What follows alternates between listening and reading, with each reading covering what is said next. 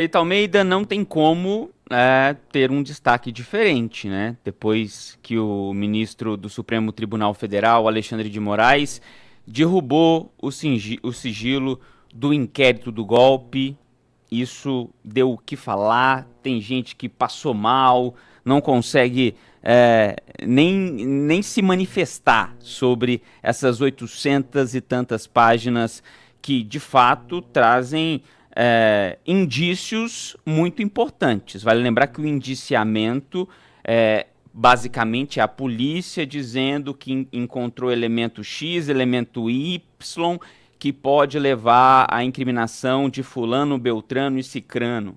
Mas quem decide isso no fim das contas é a justiça. 37 pessoas foram indiciadas por abolição do Estado Democrático de Direito, golpe de Estado e organização criminosa. Mas são 800 e tantas páginas, não tem como a gente abordar tudo. Então eu decidi abordar com os nossos ouvintes alguns pontos que falam sobre o ex-presidente Bolsonaro, que, segundo a PF, é a peça-chave fundamental dessa tentativa de golpe. Segundo a PF, reforço, não sou eu que estou dizendo, não sai da minha cabeça, é o trabalho de apuração de quase 2 anos da Polícia Federal. Jair Bolsonaro, ele tinha plena ciência, sabia de que um plano de golpe estava sendo tratado, ele participou diretamente deste plano e sabia também do plano de assassinato das autoridades Lula, Alckmin e Alexandre de Moraes.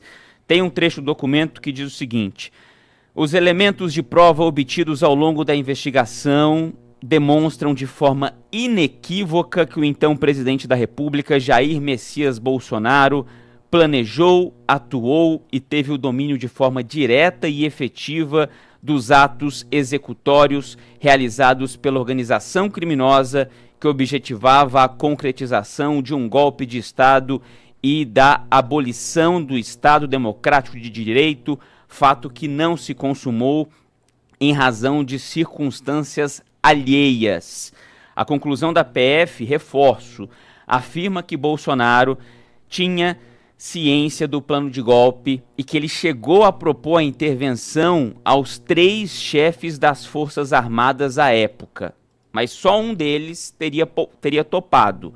O golpista seria o almirante Garnier, comandante da Marinha durante o governo Bolsonaro.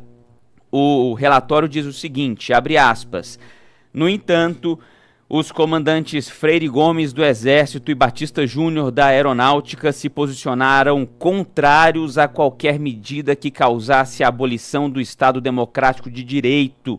Assim, a Operação Copa 2022, na data de 15 de dezembro de 2022, enquanto já estava em andamento, teve que ser abortada. Abro um parêntese aqui. O que é esse plano, né, essa Operação Copa 2022, no dia 15 de dezembro? Era o tal do punhal verde e amarelo, o plano de execução das autoridades, e no dia 15, os militares golpistas, segundo a Polícia Federal, estavam em busca do ministro da Suprema Corte, Alexandre de Moraes.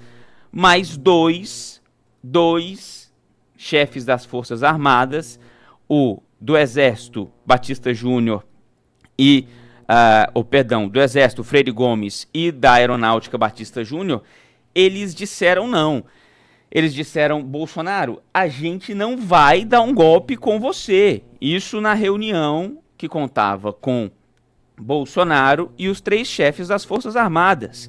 Só o almirante Garnier, esse que segundo a PF é um golpista, teria topado e colocado a tropa da Marinha à disposição, mas faltou aí apoio dos outros chefes das Forças Armadas.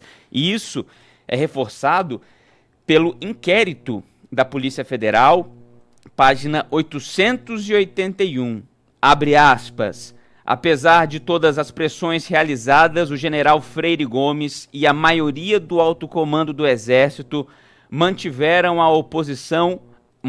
a posição institucional não aderindo ao golpe de Estado.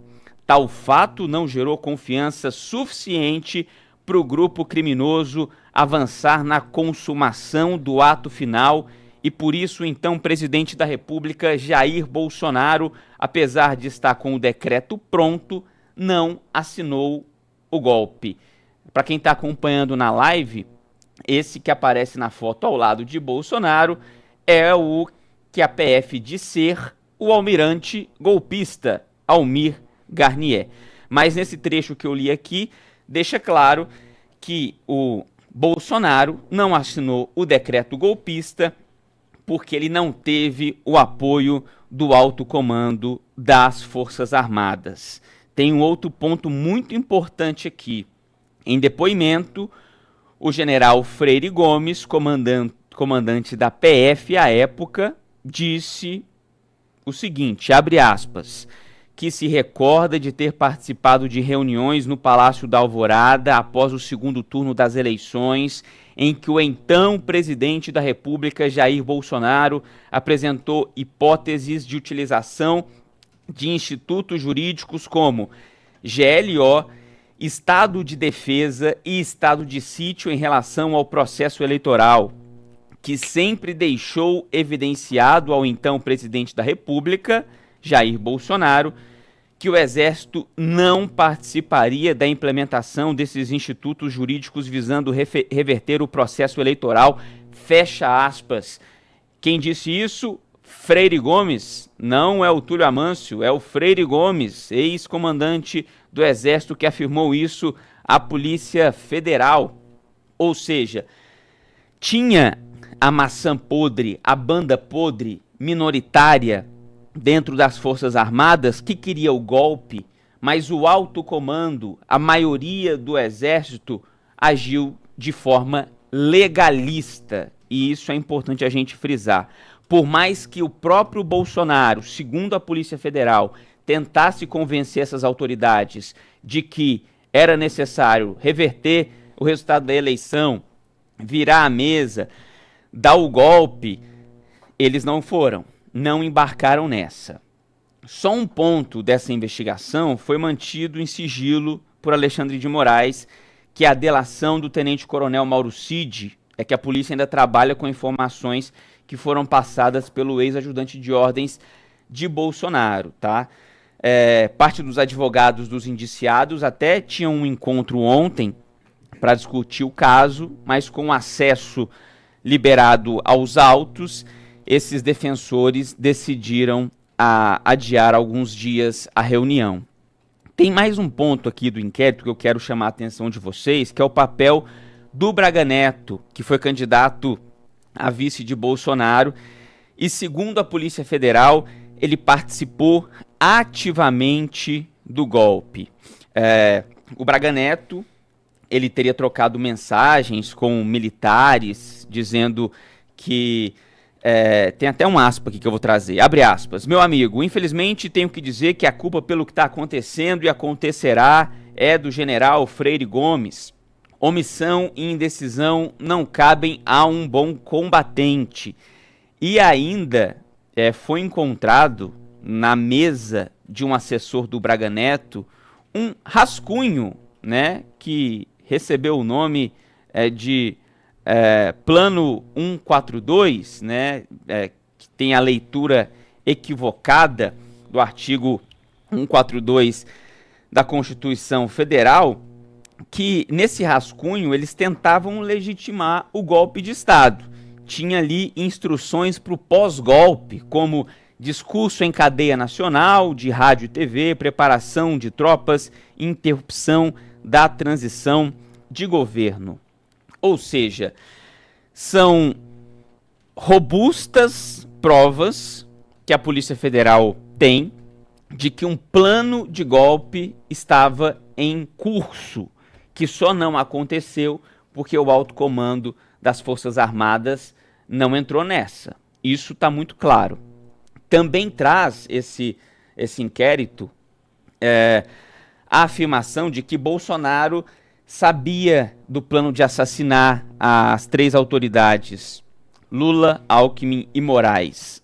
Eu acho que esse ponto do inquérito, ele está um pouco mais frágil, pode até ser contestado, mas a Polícia Federal ligou aí a entrada e saída dessas pessoas envolvidas no Palácio da Alvorada, fez ligações também entre as trocas de mensagens, mas sobre o plano de golpe, este inquérito é muito robusto, foi para a Procuradoria-Geral da República, que em fevereiro, Thalita, queridos e queridas ouvintes, deve definir se oferece denúncia contra Bolsonaro e as outras 36 pessoas, ou se oferece denúncia contra parte delas, se não oferece denúncia contra ninguém, ou se até mesmo pede mais investigações, mais informações à Polícia Federal.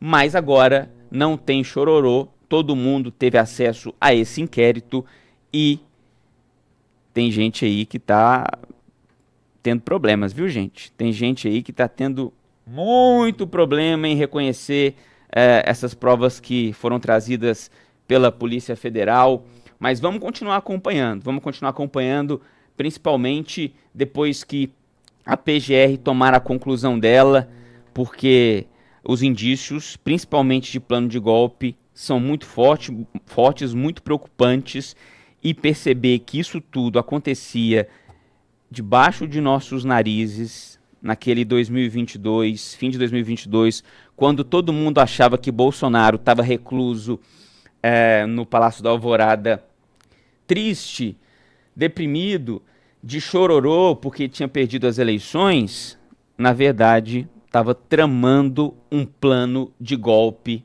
Isso é o que a Polícia Federal concluiu, Thalita Almeida. Agora,